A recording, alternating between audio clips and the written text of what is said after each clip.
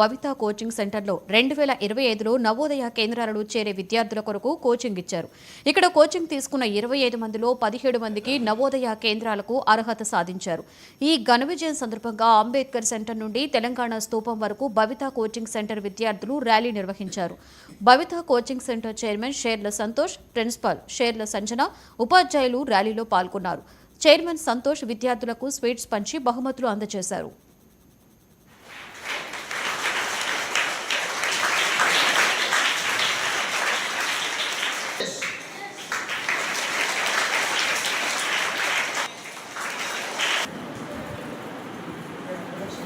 ఈ సంవత్సరం అన్నింటినీ తిరగరాస్తూ 17 సీట్లు హైయెస్ట్ సాధించాం.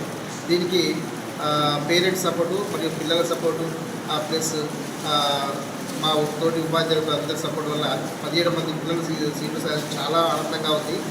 సో ఈ విధంగానే ఈ నెక్స్ట్ ప్రతి సంవత్సరం కూడా ఇంకా హార్డ్ వర్క్ చేసి ఎక్కువ సీట్లు సాధిస్తాం. చాలా సంతోషంగా ఉంది. ఇంతమంది పిల్లలు ఒకేసారి 17 మంది ఫస్ట్ లిస్ట్లోనే సెలెక్ట్ కావడం, మళ్ళీ సెకండ్ లిస్ట్లో కూడా కనీసం 2-3 పిల్లలకు సీట్ వచ్చే అవకాశం ఉంది. సో చాలా సంతోషంగా ఉంది. దీనందరికీ సహకరించిన ప్రతి ఒక్కరికి.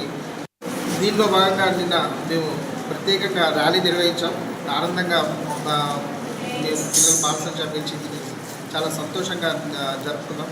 ఈరోజు కూడా పిల్లలకు బహుమతులు ప్రోత్సాహకంగా ప్రమోదించి ఇంకా మిగతా పిల్లలు అందరూ మోటివేట్ కావాలి, ఇట్లా చూసి ఇంకా మిగతా పిల్లలు హార్డ్ వర్క్ చేయాలని ఉద్దేశంతో దీన్ని నిర్వహించడం చాలా కృతజ్ఞతలు ప్రతి ఒక్కరికి.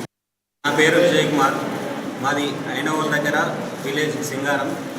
మా బాబు నవోదయ సీట్ కోసము భవిత కోచింగ్ ఎంచుకున్నాము. 2 ఇయర్స్ బ్యాక్ మా బంధువులు ఇక్కడ వాళ్ళ పాపను చదివించారు. ఆమెకు సీట్ వచ్చింది కాబట్టి వాళ్ళ ప్రోత్సాహంతో మా బాబుని ఇక్కడ వేయడం జరిగింది. అప్పుడు రిజల్ట్ పరంగా 14 మందికి వచ్చింది.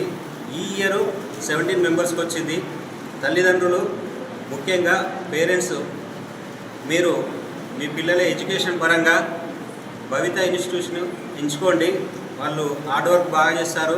ప్రిన్సిపాల్ మేడం కానీ ప్రిన్సిపాల్ సార్ కానీ వాళ్ళు వీక్లీ టెస్ట్ పెడతారు. మీకు న్యాయం జరుగుతుంది. మాకు న్యాయం జరిగింది. మా అబ్బాయికి సీట్ వచ్చింది. మా రెండో అబ్బాయిని కూడా నెక్స్ట్ ఇయర్ మంత్లీ ఇక్కడే జాయిన్ చేయాలని నిశ్చయించుకున్నాను.